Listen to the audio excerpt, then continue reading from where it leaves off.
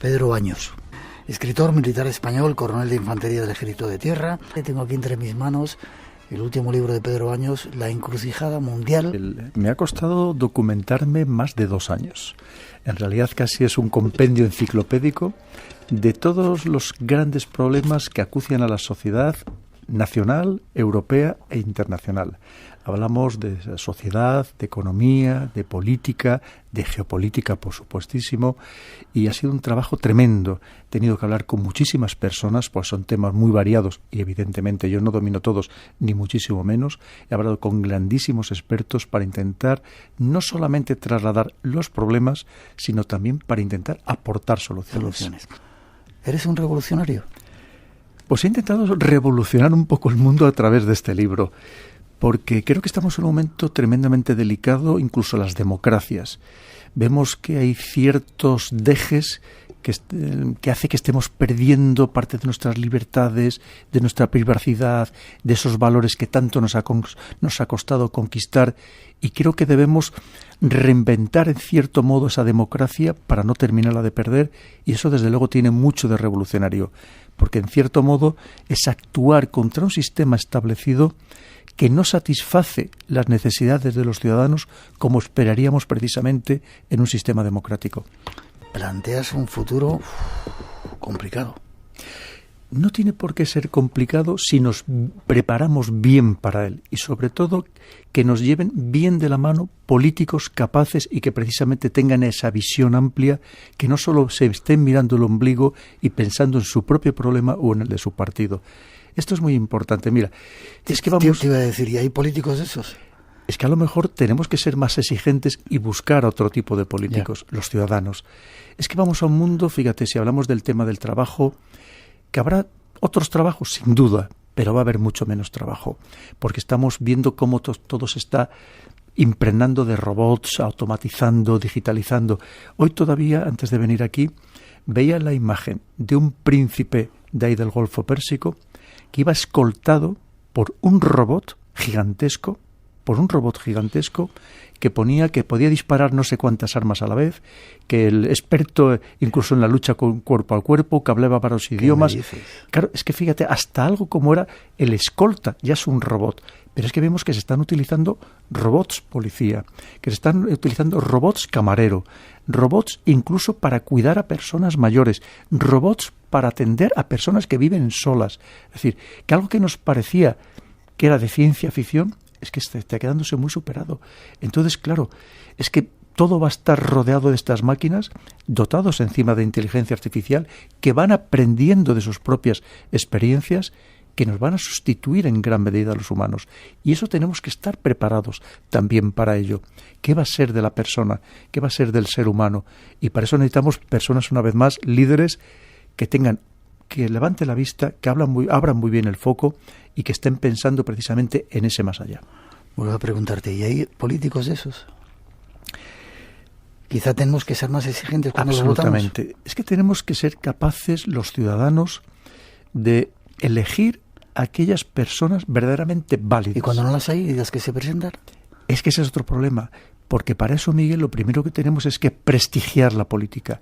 Volver otra vez a darle dignidad a la política. Es un conjunto de circunstancias. Ahí es donde está la revolución. Hablas también de una sociedad, lo estamos viendo, ¿no? Cada vez con más gente mayor que vive sola. La soledad planea en ese mundo del futuro. En el mundo actual hay que tener en cuenta que ya hay países de Europa donde más de la mitad de la población vive sola, Miguel. Qué duro, qué triste. Porque además, claro, si tú vives solo y no tienes con quién compartir, por ejemplo, lo que te están ofreciendo los medios de comunicación, eres mucho más fácilmente manejable. Porque solamente la única visión que vas a tener de la realidad es la que alguien te quiera ofrecer. No vas ni siquiera a poder debatir sobre ella con otras personas. Tú fíjate que en Japón hay personas mayores que se sienten tan solas que delinquen para ir a la cárcel y tener compañía. ¿Qué me dices? Pero es que en España está sucediendo que muchas personas mayores tocan el botón este que tienen de emergencia solo para durante unos pocos minutos poder hablar con alguien. Qué terrible. Pero fíjate, si me permites, Miguel, hablamos de las personas mayores. Pero resulta que cada vez hay más jóvenes en España, en Europa, que se sienten terriblemente solos, porque estos aparatos electrónicos hacen que hayamos perdido una de las esencias del ser humano. Somos gregarios, pero ya no sentimos ese calor humano, ya no sentimos el contacto, los abrazos. Fíjate, el poder que tiene psicológico un abrazo, el bien que nos hace, lo hemos perdido. Y los jóvenes se empiezan a sentir solos, y eso está causando muchos trastornos psicológicos. Metaverso. Si la cosa no estaba ya liada, de repente vienen y nos dicen que vamos a tener un universo, no vamos a tener que salir de casa y lo vamos a tener todo. ¿Qué nos va a aportar eso? Pues mira, como todo tiene sus ventajas, pero tiene grandísimos inconvenientes. Lo primero es que tú para sumergirte en ese nuevo mundo, que nos lo van a imponer, como pasó con Internet, que al final todos lo usamos, porque este va a ser el nuevo Internet. ¿Qué sucede? Que necesitas un dispositivo, que son estas gafas de realidad virtual. Uh-huh. Pero como tú bien has dicho, uno de los problemas que se plantea es que ya no vas a necesitar salir de casa, ni vestirte tan siquiera. Cuando ya está sucediendo que hay personas que se están gastando más dinero en vestir a su avatar, es decir, a esa persona que les gusta ser en ese mundo virtual, que lo que se gasta en el mundo físico. Esto es un gran negocio. Por supuesto, quien sepa aprovecharlo, que ya hay quien lo sabe, como empezando por las grandes marcas que se están haciendo de oro. Todas las grandes marcas ya están en el metaverso, pero incluso se están comprando propiedades a precios absolutamente descabellados en algo que no existe en realidad. Propiedades. Muchos simplemente porque les han dicho que van a ir a vivir al lado de un famoso que ya tiene ahí una propiedad. Es decir, que todo es una gran fábula. Pero se está gastando la gente muchísimo dinero, algunos. Pero es que además tú fíjate, si tú no sales de tu casa, primero el significado que tiene es ese sedentarismo. Y no debemos olvidar que lo que más mata en el mundo, de los que más matan en el mundo, son las enfermedades relacionadas con ese sedentarismo. Y al mismo tiempo estamos paralizando buena parte de la actividad social habitual.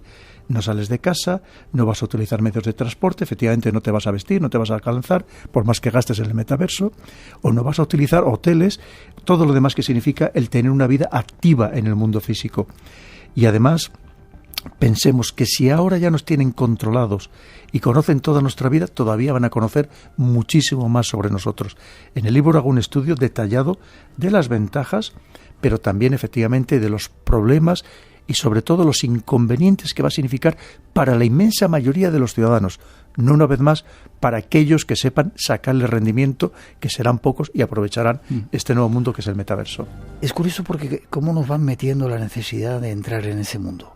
Quien no tenga internet ahora es alguien que ya no vive en este siglo, y quien no esté en el metaverso dentro de 2 días será un analfabeto, ¿no? Así es. Nos pasa con el teléfono móvil inteligente, que ya es una imposición. O sea, ahora mismo cada vez más personas pagan con el teléfono móvil, te llegan los mensajes, por ejemplo, para hacer una transferencia en el banco a través de ese teléfono móvil, y además vamos a tener el carnet de identidad, vamos a tener el carnet de conducir, toda nuestra vida va a estar en ese teléfono móvil, que ya sabes que el siguiente salto ya no es que la llevemos en la mano físicamente, lo vamos a tener, que es lo que pretende Elon Musk con el Neuralink, que lo tengamos inserto en nuestra cabeza.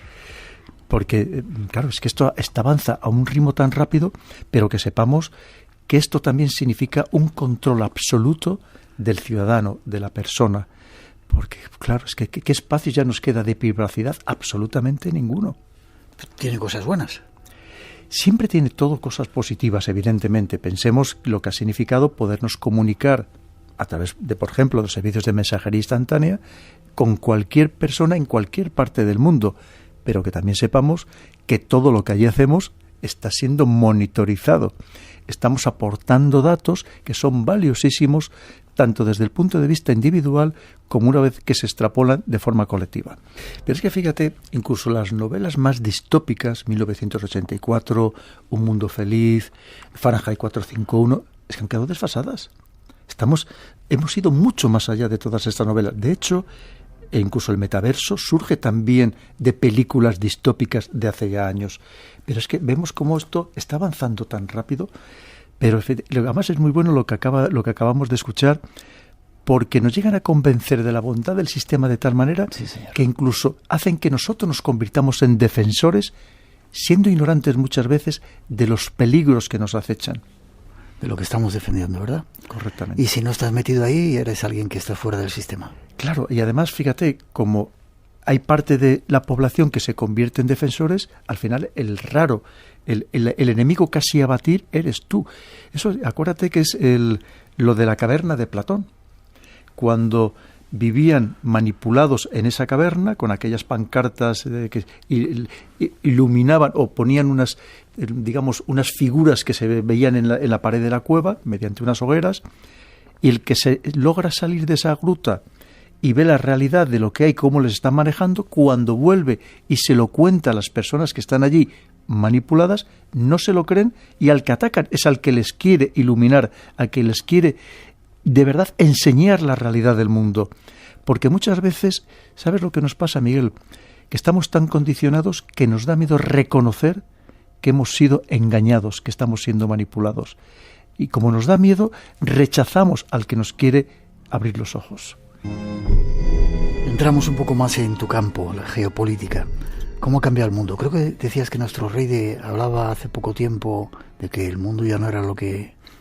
Hace muy pocas horas. Nuestro propio rey, estando en la universidad donde él estudió relaciones internacionales en Estados Unidos, lo ha dicho bien claro: el mundo se ha fraccionado. Y efectivamente, es que el mundo que conocíamos hasta hace muy poco tiempo ya no existe. Estamos en un mundo completamente diferente desde el punto de vista geopolítico. Vemos como cada vez el enfrentamiento entre este llamado mundo occidental, liderado por Estados Unidos, está enfrentado a otro mundo que está liderado por China, pero al que se le une Rusia y también cada vez más países que curiosamente conforman más de la mitad de la población mundial. Quiere decir que es un mundo diferente al que hemos vivido, con un enfrentamiento no solo desde el punto de vista, pensemos, militar, sino sobre todo a través de lo que verdaderamente domina el mundo, que es la tecnología, las finanzas y la economía. Tecnología, finanzas y economía. Tomo nota. La irrupción de China, irrupción hace tiempo que se veía que estaba ahí un gigante que empezaba a despertar, lo está cambiando todo. Sí, porque, claro, es que hasta hace muy poco, Estados Unidos había dominado el mundo a placer. Y prácticamente de la noche a la mañana, pongo en el libro con detalle, como el punto de inflexión que será alrededor del año 2000, en 20 años, cómo China ha despegado, ha alcanzado y en muchos campos ya ha superado ampliamente al propio Estados Unidos. Entonces es comprensible que Estados Unidos tenga una gran preocupación, y en cierto modo lo que estamos viviendo es cómo nos está pidiendo ayuda a sus socios y aliados para ver cómo hace frente a esta amenaza que ha surgido, como decía, prácticamente de la noche a la mañana. ¿Y le podemos ayudar? ¿Le estamos ayudando? ¿Podemos con China? Pues es complicado, porque estamos hablando de más de 1.400 millones de personas, ahora mismo con una mentalidad de éxito, de que es su momento histórico, de que además les corresponde volver a dominar el mundo, porque ellos en su mentalidad piensan que no lo han dominado solo durante una pequeñísima etapa, prácticamente 250 años. Claro, pero que antes lo dominaban y que es el momento de recuperar otra vez ese dominio planetario. De una manera diferente, no pensemos que lo va a hacer como lo ha hecho Estados Unidos. Lo van a hacer a lo chino, porque entre otras cosas a nosotros nos cuesta muchísimo comprender su mentalidad. Una mentalidad empezando por esa concepción del tiempo y del espacio, pero también incluso de la vocación que tienen de trabajo, de sacrificio, de colectividad. Entonces es una mentalidad que es muy distinta a la nuestra. A los chinos es eso, calladitos y trabajando y dando, ¿no? Ya lo decía Deng Xiaoping en su momento. Recordemos el que llega a presidente en el año 1978, que decía siempre: no levantemos suspicacias, no levantemos ningún tipo de recelos, ya llegará nuestro momento. Entonces creen que ese momento ya les ha llegado. Es decir, lo hacen de una manera diferente. Es que ellos piensan, ellos son muy astutos. Hay que tener en cuenta que ellos se consideran más que un país que ya tiene 23 siglos de historia. Ellos se consideran una civilización que tiene más de 5.000 años de historia. Entonces, una vez más, su concepto temporal es muy diferente también al nuestro. Y además, ven que efectivamente en poco tiempo, cómo han pasado de ser nada, como pongo en el libro, a serlo todo. Y pues fíjate, datos tremendos. Es que hace muy pocos días China ha comprado el 25% del puerto de Hamburgo, para que nos demos cuenta. Es decir, cómo está avanzando incluso en campos absolutamente estratégicos. Y todo lo que compran en Sudamérica y en África, que tienen cantidad increíble de extensión de tierra, por si acaso, ¿no? Sí, porque ellos tienen sus problemas como todo el mundo. Tienen una gran deficiencia hídrica, tienen una gran deficiencia en tierras cultivables, enlazado también con lo hídrico, y entonces compran o alquilan tierras allí donde pueden. Y donde no pueden, lo que hacen es comprar agua virtual. ¿Qué es el agua virtual? Es decir, el producto final. El producto final, cuando tú, por ejemplo, compras soja, esa soja ha necesitado mucha agua para conseguir ese producto final. Y lo que hacen, ya que no tienen posibilidad de comprar la tierra o alquilarla o el agua, pues compran el agua virtual, que es el producto. El nuevo presidente ya lleva tiempo chino, ¿no? Tiene sí. una mentalidad un poco diferente al resto, ¿no?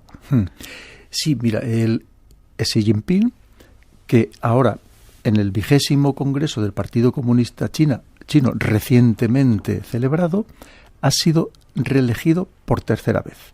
Esto hasta hace muy poco estaba prohibido por la Constitución. Ya en el año 2018 reinterpretaron, por así decirlo, la Constitución para que efectivamente el actual presidente pudiera ser reelegido a perpetuidad, lo mismo que el vicepresidente. Se ha convertido en el nuevo Mao, con un poder absoluto. Y además, lo que está ahora mismo representando es también esa ruptura con el resto del mundo en el sentido geopolítico. No comercial, porque evidentemente ellos son la fábrica del mundo actualmente y no les interesa esa ruptura, pero sí ese enfrentamiento desde el punto de vista geopolítico clarísimo. Todo lo que ha sucedido, más allá de la anécdota de Hu Jintao cuando le sacan poco menos que arrastras de ese congreso, todo hay que leer muy bien esos discursos porque te ejemplifica perfectamente esa posición de poder en la que ahora mismo ellos se manifiestan y se creen. Fíjate lo que pasó recientemente en la cumbre del G20, también recientemente celebrada, donde Xi Jinping le llama la atención de una manera muy dura, ni más ni menos que al primer ministro de Canadá, a Justin Trudeau, para que veamos esa posición, esa fuerza en la que ellos mismos se sienten, esa posición, cuando hasta hace 20 años era un país que todavía despreciábamos el resto del mundo, que quizá ha sido nuestra equivocación, no ser conscientes de lo que significaba China y hasta dónde podía llegar. Había profecías hace tiempo, me decían que alrededor del 2020 y tantos iba a haber una posible guerra mundial, aliados Rusia y China. Algo que está empezando a sonar ahora, ¿no? Con todo este follón que tenemos de la guerra de Ucrania. Pues fíjate que... Contra Estados Unidos y Europa. Claro, tanto unos como otros no dejan de hablar de guerra, incluso de emplear armamento nuclear. Lo hemos visto ahora mismo, hace también un par de días, al ministro de Asuntos Exteriores ruso, Lavrov, hablando otra vez más de guerra nuclear mundial. Pero también Joe Biden ha hablado en el mismo sentido.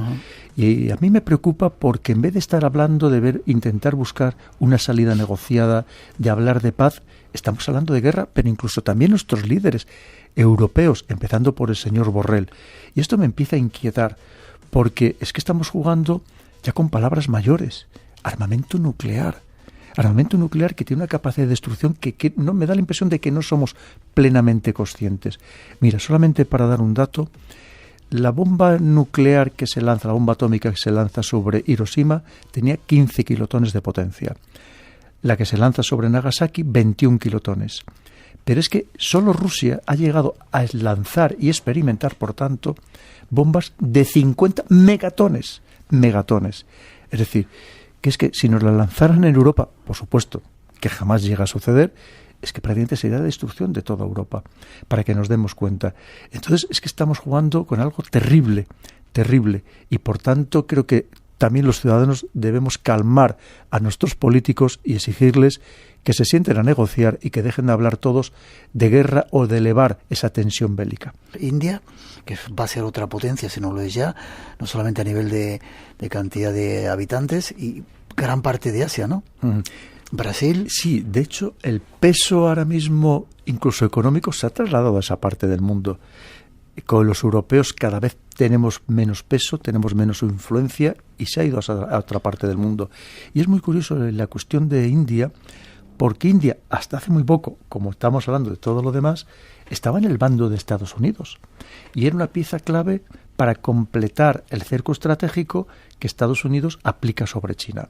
De hecho, habían creado lo que se llama la Alianza Quad, casi una mini OTAN, con una serie de países, India, Australia, Nueva Zelanda, Japón, y ahora de repente, también por necesidades internas suyas y aprovechando la situación y beneficiándose, como tantos otros, de la guerra de Ucrania, lamentablemente, pues se ha pasado al otro bando. Y estos que le llamamos los BRICS, que les consideramos países del tercer mundo, Brasil, Rusia, India, China, Sudáfrica, ahora resulta que no solamente son ellos, sino otra docena de países que ya se han postulado para incorporarse a ese grupo. Y además que cada vez tienen más fuerza y que se enfrentan más a este otro mundo occidental, que en cierto modo somos los que estamos en fase de declive. Pedro, y lo está haciendo sin que nos demos cuenta. Sí, porque además la inteligencia artificial, como va aprendiendo a medida que va actuando, tiene la capacidad de llegar a ser más eficaz que el propio ser humano. Hay algo que nunca será igual que nosotros, pero casi me atrevo a decir que es en la parte negativa, en el sentido de que a pesar de todo los seres humanos somos muy imprevisibles, porque entran en juego las emociones, entran en juego los vicios, las debilidades, las pasiones, que evidentemente estas máquinas dotadas de esta inteligencia artificial no van a tener. Pero es verdad que en la parte de eficacia, de rendimiento, van a ser superiores. Fíjate que ya se está dando, por ejemplo, con aviones no tripulados, pero dotados de esta inteligencia artificial, que combaten contra pilotos humanos y les llegan a superar, porque entre otras cosas los humanos tenemos unas capacidades, unas limitaciones. Imagínate, pues a la hora de soportar determinados determinadas, movimientos bruscos, pero en cambio las máquinas no sufren, no tienen esas debilidades. Y por tanto también tenemos que ser conscientes, una vez más, de hasta qué mundo nos estamos encaminando. Fíjate que ya ha sucedido, lo ponía en el libro anterior, en el dominio mental, que ya ha sucedido que hay máquinas que las han tenido que desconectar del miedo que estaban dando. Es decir, de cómo nos estaban superando y casi ya empezando a darnos instrucciones. Y tanto en este comento, en la Encrucijada Mundial, cómo hay quien incluso no le preocuparía o no solamente le gustaría que nuestros políticos fueran máquinas, fueran inteligencias artificiales, porque claro, piensan incluso la justicia, que así serían todavía mucho más ecuánimes, que no estarían pensando en sus propios intereses, lo analizarían todo de una manera mucho más racional, pero claro, eso desde luego tiene un peligro tremendo. Porque sobre todo al final es que hablamos mucho de los algoritmos y también nos sirve para justificar prácticamente cualquier cosa. Es decir, esto la culpa la tiene el algoritmo, pero debemos entender qué es un algoritmo. Al final un algoritmo es una fórmula matemática que resuelve problemas complejos con muchísimos datos en un corto espacio de tiempo. Pero hay alguien que ha preparado esa fórmula, evidentemente, porque aquí pretenden decir, no, es que el algoritmo como que hubiera nacido por generación espontánea, y no es así ni mucho menos, y también no deja de ser otra forma de control. ¿Estamos educando bien a los jóvenes o los estamos educando para que sean partícipes de esa sociedad mecanizada? ¿Sabes lo que pasa, Miguel? Que hay dos tipos de educación. Una educación de aquellos que sean servidores de la sociedad, y hay otra educación elitista de los que van a mandar dentro de esta sociedad. Pero si hablamos un poco en el marco general, tú piensas que eso que están haciendo, hablamos no solamente de China, de Corea del Sur, de Japón, de Taiwán, son países donde son tremendamente exigentes con la educación y con los estudiantes.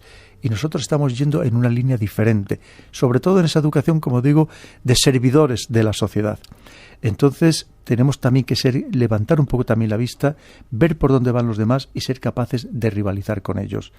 Y sobre todo que la educación pública, que yo abogo siempre por ella, que sea una educación de verdad de calidad, que permita a cualquier persona, y no solamente al hiperbrillante, incorporarse a esa sociedad, pero de una manera digna, y no muchas veces lo que está sucediendo, que al final se incorporan a trabajos mal pagados, porque hoy en día en la educación, salvo que luego, cuando salgas de la universidad, hagas un buen máster o un buen estudio de posgrado, en realidad te sirve de muy poco. Pero es que esos máster buenos y esos estudios de posgrado buenos son carísimos y muy pocas personas, muy pocas familias lo pueden abordar. Poníamos un pedacito, un retazo de una información de esas cámaras que ya tienen en China, que controlan a todos esos millones con el reconocimiento facial. Increíble. Y no solamente en China, ya lo tenemos en muchos lugares, ¿no? En Moscú, en Londres, está absolutamente plagado de cámaras en las calles. Y además, fíjate, en algunos lugares, como en Estados Unidos, se emplean teóricamente para prevenir los crímenes. En aquellos lugares dotados de esa inteligencia artificial, en aquellos barrios teóricamente más sensibles, llenos de cámaras, para intentar ver a esas personas que pueden ser más proclives a cometer crímenes para intentarlos evitar. Pero claro, es que tú fíjate lo que estamos hablando. Es decir, ya incluso juzgar a las personas por aquello que pueden llegar a hacer, ya no solamente por lo que hacen. Y sobre todo porque es que estamos perdiendo todos los espacios, todos los reductos de privacidad, de intimidad, que ya tenemos muy pocos. Piensa que cualquier aparato que tenemos inteligente en casa, tienes que decirle, sustituir la palabra inteligente por la palabra espía. Porque puede ser utilizado, es verdad, puede ser hackeado y utilizado para espiarte en tu hogar. Aparte que ese robot que espía, ese robot que aspira, lo que está haciendo, por ejemplo, es hacer un plano perfecto de tu casa. Y así te podía contar tanto. Y dices, claro, ¿por qué una batidora tiene que estar dotada de una cámara, por ejemplo, o de un micrófono? No tiene ningún sentido. Pero fíjate que hoy todos los electrodomésticos modernos que puedas adquirir, el lavavajillas, el frigorífico, vienen ya también conectados a Internet, a ese Internet de las cosas, que se quiere que el frigorífico, a medida que vaya sacando un producto, lo vaya pidiendo al supermercado para que te lo repongan. Pero al final lo que estás, una vez más, aportando datos de absolutamente toda tu vida, con el valor que tienen los datos, que en muchos casos que sepamos que van a ser empleados contra nosotros mismos. Es decir, que nos están quitando la libertad.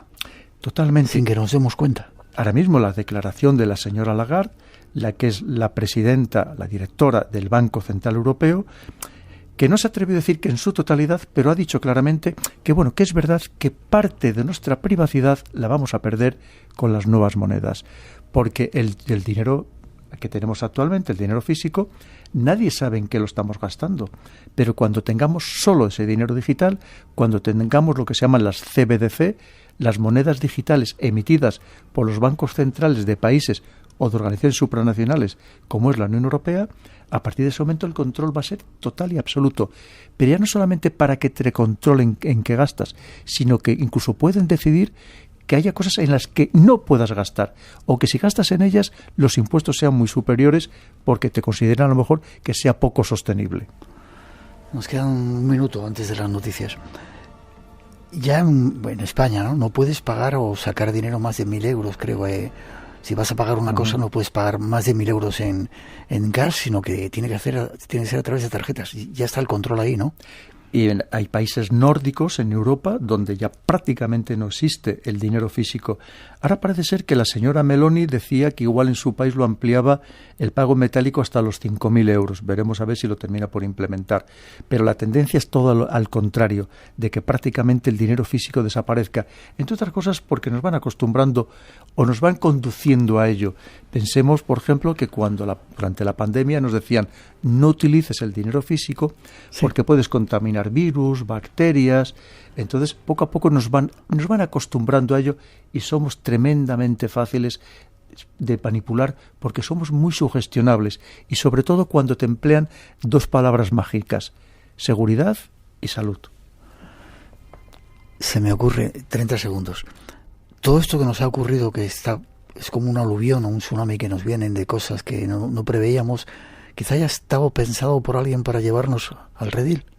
Lo cierto es que sobre todo los atentados del 11 de septiembre, con todas esas medidas de seguridad que se implementaron, que no han desaparecido, y luego con la pandemia y ahora con la guerra de Ucrania, vemos como poco a poco las libertades de las que disfrutábamos cada vez están mucho más constreñidas, más limitadas. Y además, fíjate, yo me acuerdo al principio de la pandemia cuando me preguntaban ¿qué opina de estas medidas de seguridad? Y decía, si ahora son necesarias, adelante, pero ojo, que desaparezcan una vez que desaparezca esta amenaza. No van a desaparecer como no desaparecieron las que nos pusieron en marcha tras los atentados del 11S.